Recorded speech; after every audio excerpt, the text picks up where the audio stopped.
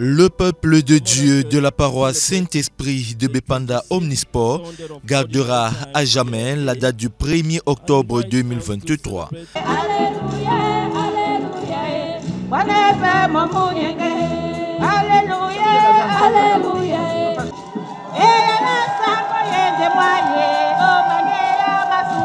Dans une ambiance festive, des milliers de fidèles ont pris part à la messe d'installation du père Jean-Luc Mvondo Ateba, nouveau curé de la dite paroisse.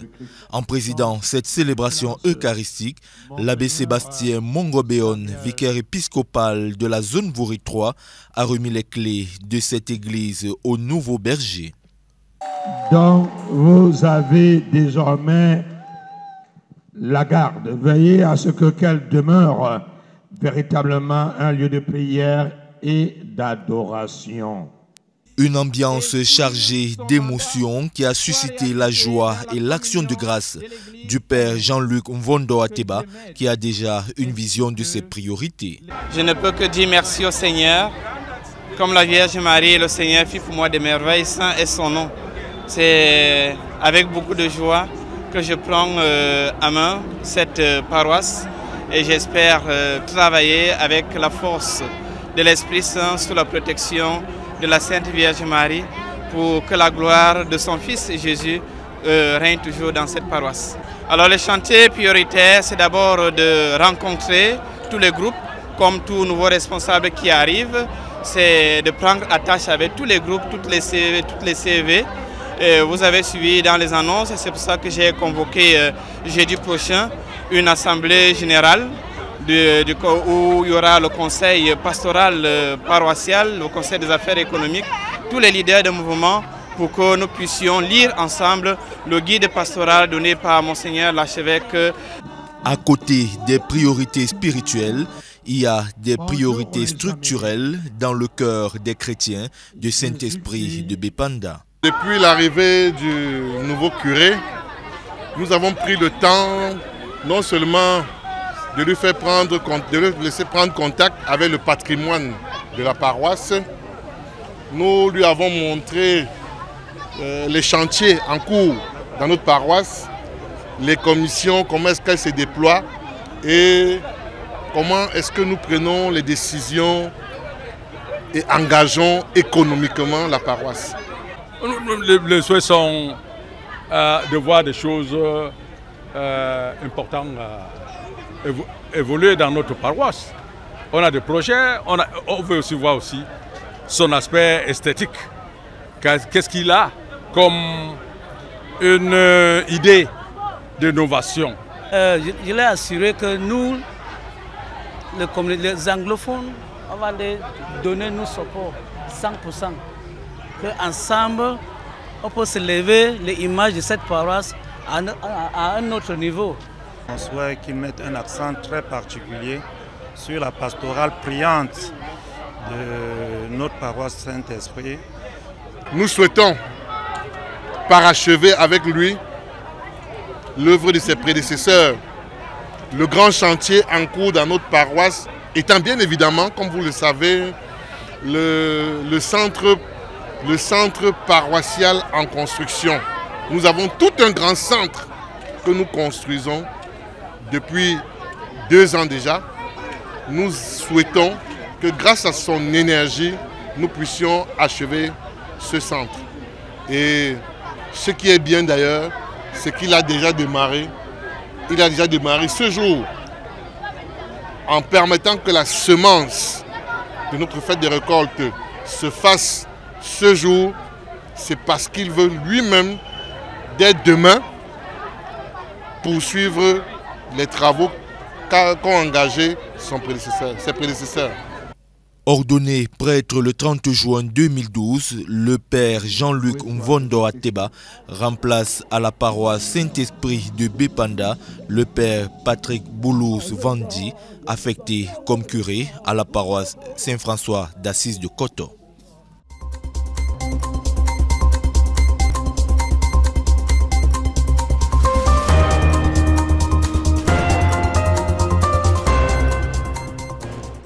Gang, gang, gang, zambe tebebe zambanga. Reverend Father Jean-Luc Mvondo Ateba has been officially installed as the new parish priest of the Holy Spirit Parish Bepanda Omnisport in Douala.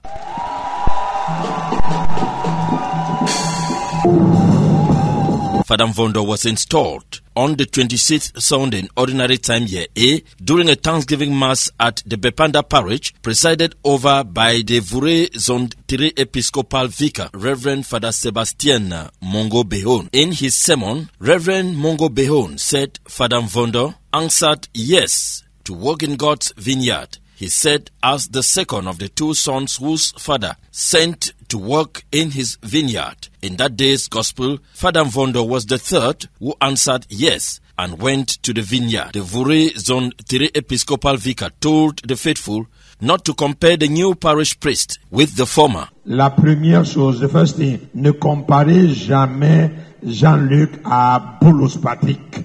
Don't compare Patrick and Jean-Luc. Because they may have different pastoral orientations with a common purpose, promoting the gospel and serving God. Father Mvondo took the oath of office and was handed the parish keys by the Episcopal Vicar. Recevez les clés de cette église. He renewed his priestly promises before being fully installed as the new parish priest. Father Jean-Luc Mvondo Ateba could not hide his sentiments. I'm very happy, very grateful. I can say as the Virgin Mary, the Lord have done great things for me, holy His name. And you saw yourself, a lot of people attend this Mass. I'm very happy. I think by the grace of God, I will carry out this work. Some parishioners of the Holy Spirit Parish Bepanda Omnisport, their wishes for the new parish priest. First of all, I want to thank God for this great day because He has blessed us with a young, dynamic priest that is coming to be like a shepherd to us, the Christians of Holy Spirit Bepanda Omnisport. Looking at Father Jean-Luc Ateba Mvondo, I see him like that priest that is ready to work. It's still new. We hope to work with him. Like human beings, we need to know ourselves and present ourselves to him. Before his appointment as the Holy Spirit Bepanda Parish priest, he was the Director of Financial Affairs of the Foyer Saint Nicodème chain.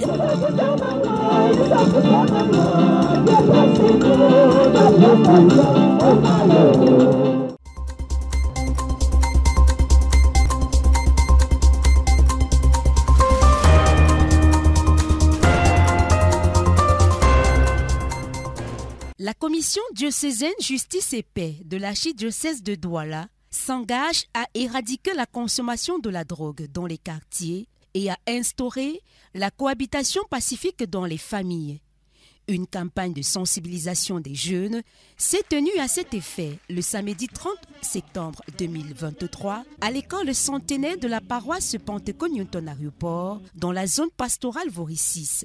C'était à travers des sketchs, poèmes et danses animés par les enfants de la dite paroisse et ceux du foyer Saint-Nicodème. Ici à Newton Aéroport où de plus en plus les jeunes consomment de la drogue et se livrent à beaucoup de dérives. Ils arrachent les sacs, ils volent et font tout ce que vous pouvez imaginer de grave suite à la consommation de la drogue. C'est la raison pour laquelle nous avons orienté la thématique de la journée internationale vers la sensibilisation sur la consommation de ces stupéfiants pour que les jeunes prennent de plus en plus conscience du fait que la drogue les détruit. La drogue détruit leur avenir. La drogue détruit leurs relations interhumaines. La drogue les détruit vraiment de façon générale. Et il faudrait qu'ils prennent conscience de cela. Et ça commence par les tout petits. Et ça jusqu'à la responsabilité parentale même. Le cannabis est la drogue illégale la plus consommée au Cameroun et en Afrique noire. Malheureusement, le traitement n'existe pas comme sous d'autres cieux. Il y a donc urgence de prévenir ce fléau. La première chose, la règle générale, c'est qu'il ne faudrait même pas écouter. Par exemple, le fait qu'on a cette habitude en famille que Quand on boit la bière, si l'enfant demande, lui donne un peu, qu'un peu d'alcool, ça aide. Non, c'est du mensonge. L'alcool n'aide pas du tout. Les mégots de cigarettes, quand on fume, on laisse traîner, l'enfant peut aussi fumer. Parce qu'habituellement, l'enfant qui fume la cigarette, beaucoup commencent à prendre les mégots de leurs parents. Okay. Et d'une substance à l'autre, on s'habitue, on escalade. On avoir un suivi de l'enfant, suivi d'ordre général. De la même façon qu'on suit les notes de l'enfant, qu'on suit son éducation pour voir s'il est poli, tout ça là. Qu'on soit attentif s'il y a un changement de comportement, un changement, s'il y a des plaintes à l'école, des chutes de performance, ou même un enfant qui devient violent, il n'était pas violent hier. Il faut essayer de comprendre pourquoi ça. Et dans pourquoi ça, très souvent, on va retrouver les drogues. Selon les statistiques du Comité national de lutte contre la drogue, publiées en 2022, 21% de la population camerounaise en âge scolaire a déjà consommé de la drogue. La couche vulnérable oscille entre 15 et 25 ans. Ces chiffres ont été révélés par le curé de la paroisse Pentecôte Newton à Ruport dans son discours de circonstance. Le père Charles-Marie Ombo a invité chacun à étouffer la circulation et la consommation de la drogue sous toutes ses formes et à s'ériger en de véritables artisans de paix. On a créé les commissions, les coordinations, les groupes, les mouvements, associations, tout ça pour créer un vivre ensemble en permettant aux jeunes et aux adultes, tout le monde de vivre ensemble. Et pour ce vivre ensemble, justement, comme je disais tout à l'heure, il faut effectivement enlever ce fondement qui est la drogue, qui crée la division. La drogue crée beaucoup la division. Et quand il y a la division, on ne peut pas dire qu'on va vivre ensemble. Et ce qui est marrant, c'est que même quand les enfants là font des conneries, là, les parents parfois sont là pour les défendre. Et au lieu de reprocher les enfants, non, ils défendent les enfants. Et ça fait que les parents eux-mêmes d'abord aussi ne s'entendent pas. Donc il y a les incompréhensions. Alors, qu'est-ce qu'il faut faire? Il faut vraiment, encore une fois, comme je dis, travailler pour enlever de notre milieu les chambres indiennes, la drogue dans toutes ces dimensions, les stupéfiants dans toutes ces dimensions. Il y a les boissons aussi que les gens font aujourd'hui, qui sont vraiment comme des drogues. Cette campagne a trouvé un écho favorable chez les jeunes de la paroisse Pentecôte Newton à Ruport. Nous sommes très contents de recevoir les jeunes de Saint-Nicodème qui viennent aussi partager avec nous l'expérience de vie. Et ensemble, nous avons préparé des skates et danses pour montrer le vivre ensemble, pour montrer, sensibiliser les jeunes sur la drogue, les conséquences de cela et tout ce qui peut arriver lorsqu'un jeune consomme la drogue. Donc, nous invitons les jeunes à prendre conscience sur cette consommation de la drogue et aussi nous invitons à savoir cohabiter, à savoir prôner la notion de la paix entre nous, entre frères, entre jeunes, entre Camerounais et entre enfants de Dieu. Cette activité, initiée par la Commission diocésaine Justice et Paix de l'archidiocèse de Douala, s'inscrivait dans le cadre de la Journée mondiale de la paix, célébrée sous le thème « Action pour la paix, nos ambitions pour les objectifs mondiaux ».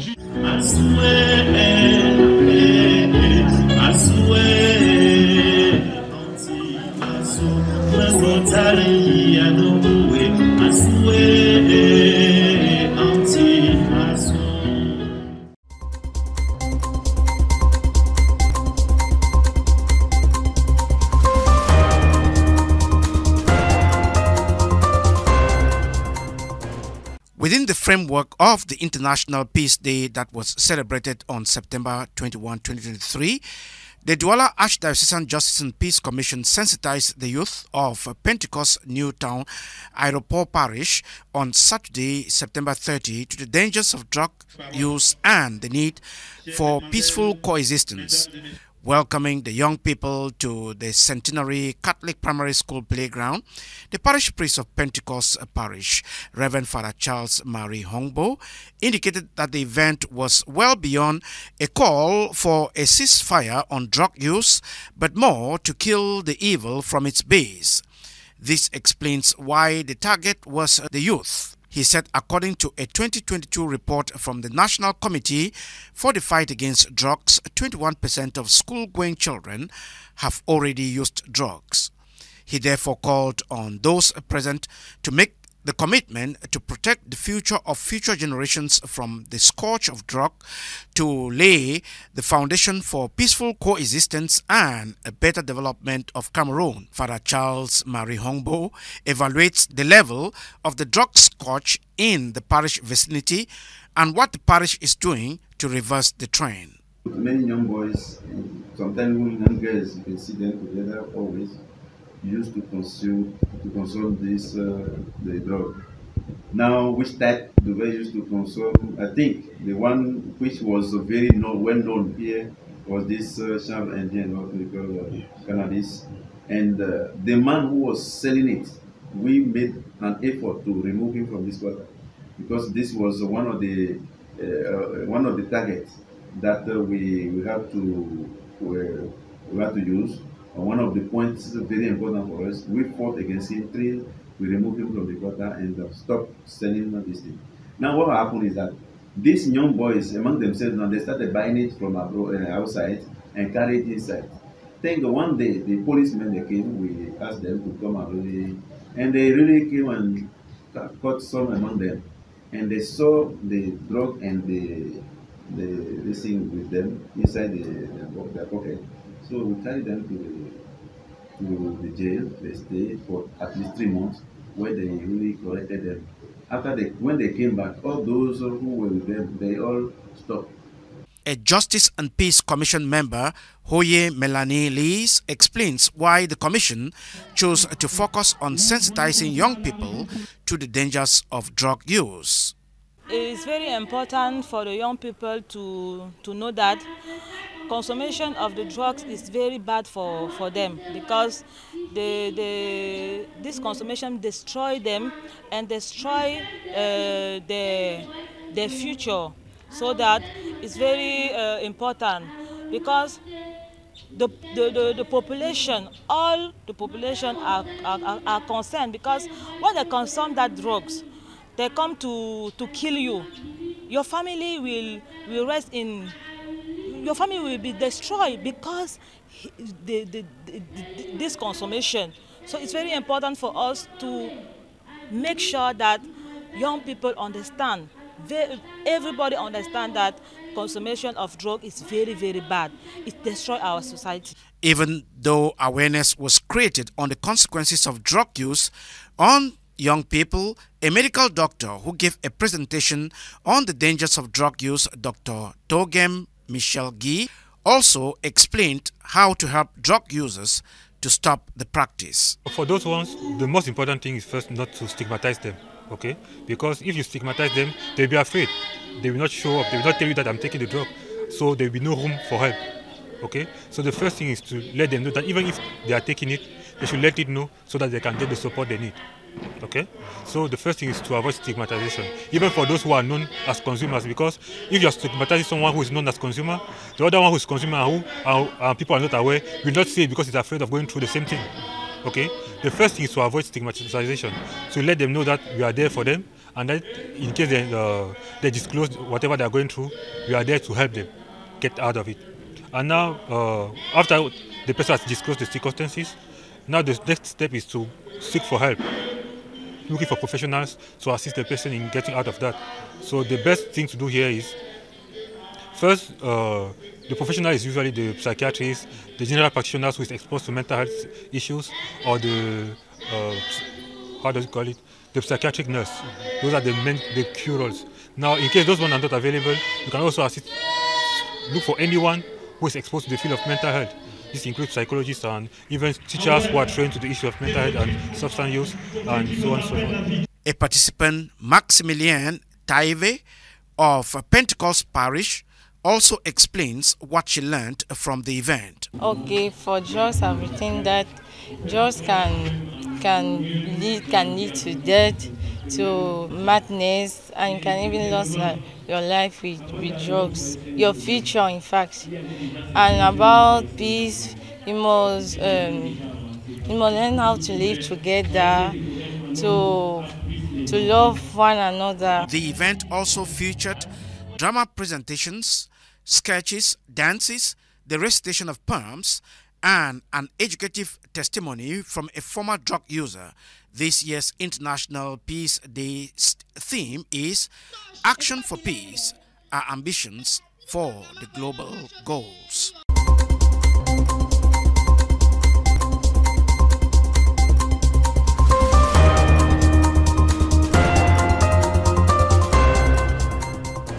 Il a été inauguré le 29 septembre 2023 par le ministre de la Santé publique. Le centre d'hémodialyse de l'hôpital Akintini de Douala vient renforcer l'offre de soins et assurer une meilleure prise en charge des patients souffrant d'insuffisance rénale. Ceux-ci seront suivis par un personnel bien formé et qualifié, comme le précise le ministre de la Santé publique, Manaouda Malachi. Ce personnel venait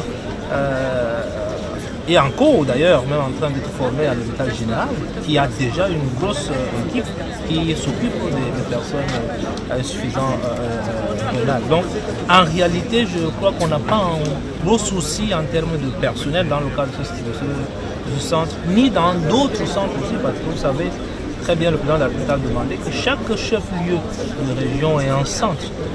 Et aujourd'hui, nous avons d'ailleurs presque chaque hôpital, et hôpital régional et hôpital régional à Metz, ça a un centre d'hémodialyse. Donc nous pensons que cette pathologie qui rentre dans la phase 1 de la couverture santé universelle est mieux suivie que les autres et devra pouvoir s'améliorer pour que, à la fin, quand vous finissez votre séance de dialyse, que vous ne soyez pas encore obligé d'aller vous coucher, mais que vous pouvez jouer au football parce que la qualité y est et le matériel est sur place. Donc je pense que c'est à cela que nous répondons. Le membre du gouvernement a évoqué la capacité de la nouvelle infrastructure. Le centre aujourd'hui que nous avons inauguré de dialyse, c'est construit par le ministère, vous le savez très bien. Nous l'avons décidé comme cela sur les hautes décisions de M. le Président de la République, de renforcer l'offre de soins au niveau de la Akintini, ici, avec l'ensemble de dialyse, parce que le besoin y est. Donc, laissons d'abord, n'est-ce pas, courir cette phase 1 de la couverture santé universelle, le reste viendra. Mais je peux vous dire que nous y réfléchissons. Et les équipes sont d'ailleurs à court parce que nous sommes en train de voir aller vers d'autres horizons en 2024 et ne pas simplement rester sur le panel de soins. Le centre dispose aussi de 2 salles de traitement d'eau moderne. Et nous avons 2 salles d'eau au cas où il y a une salle d'eau qui a des problèmes, que l'autre salle d'eau puisse être également venir en pour supplier celle qui est gâtée. Ce qui est d'ailleurs, disons-le comme ça, le plus gros centre parce que les autres centres sont à 10-12 machines, mais ici nous en aurons 20 machines.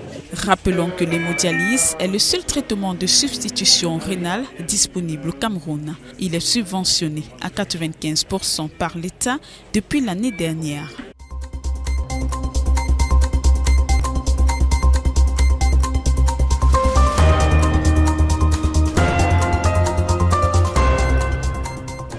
The Cameroon Minister for Public Health, Dr. Manaouda Malachi, had inaugurated the hemodialysis center at the Akintini Hospital here in Douala.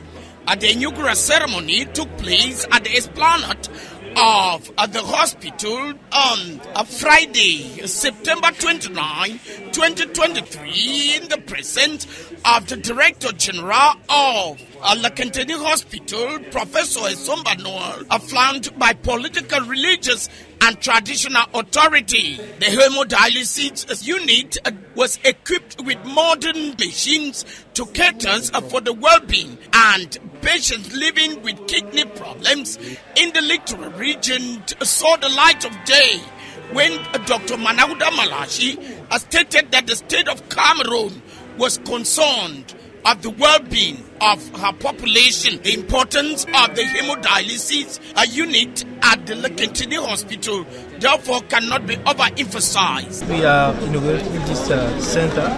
It's going to be a very big center for these pupils. So in our political and practical actions, it's a great moment here for the population of Douala. You know, we have this center in General Hospital of Douala. We have it also in a private way, and that's the third one. Of late, patients living with kidney problems in Cameroon had gone on strike due to the lack of kits that facilitate the treatment of patients living with kidney problems. Dr. Manauda Malachi said such a situation is a thing of the past. I think if my memory is very good, we have about 2 or 3 years ago, we don't have any problem of kids in this country again. So I think that's the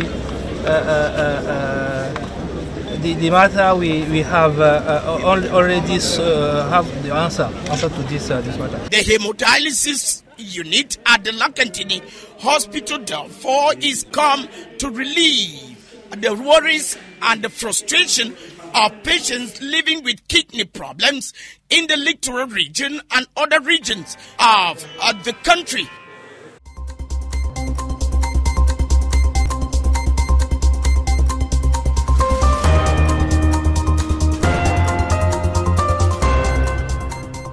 Il n'y a plus besoin de se rendre à la capitale pour souscrire aux formalités de demande de passeport. Les paroles du délégué général à la Sûreté nationale Martin Bagangele à la cérémonie d'inauguration du centre d'enrôlement des passeports biométriques du littoral. Fini les tracasseries pour l'obtention du passeport dans la région du littoral.